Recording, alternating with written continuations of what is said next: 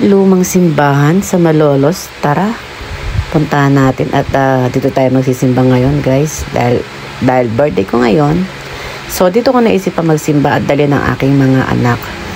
Napakaganda ng simbahan, lumang style. Ito yung mga simbahan na gustong kong pinupuntahan, yung mga makaluma ba, yung mga pa-antique na siya, diba?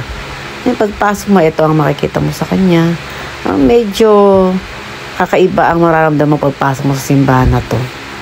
Parang napaka-solemn niya. Kaya naman, ito talaga yung napagpasyahan kong puntahan. Kaya dito tayo magpapasalamat muna ngayon dahil birthday ko ngayon. Kaya ito, magpapasalamat ako sa Panginoon sa panibagong yugto ng buhay ko na pinagkaloob niya. Ayan. Thanks God sa birthday ko ngayon. Ayan, ang hiling ko lang na magkaroon pa ako ng maraming pang kaarawan sa buhay ko at maging malakas. Syempre, kailangan maging malakas tayo. Yan. Yun lang aking hiling sa Panginoon, na bigyan ako ng kalakasan ng katawan, mawala na lahat ng aking karamdaman at magkaroon ako ng mahabang buhay, syempre, para makasama ko pa yung aking mga anak at makita ko pa lalaki aking mga apo. Yan, diba? Masarap mabuhay na kasama mo yung pamilya. Kaya yan ang lagi kong hiling sa Panginoon. Bigyan lang niya ako ng malakas na pangangatawan, malusog na pangangatawan. Yan. Ako, napakalaking blessing na talaga na matanag ko sa kanya. Kaya naman sa araw na to, sobrang pagpapasalamat na ibibigay ko sa ating Panginoon sa simbahan na to. At siyempre sa taas, siya ay naghahari sa taas-taasan sa kalangitan, diba? Kaya straight to the point tayo magdarasal para sa kanya. Kaya nagdakalakad na ako kasama ang aking apo. Masaya ako ngayong araw to kasi kasama ko yung apo ko. Kasama ko yung mga anak ko na magsisimba. Ayan. Thank you, Lord. Ayan. Happy birthday to me.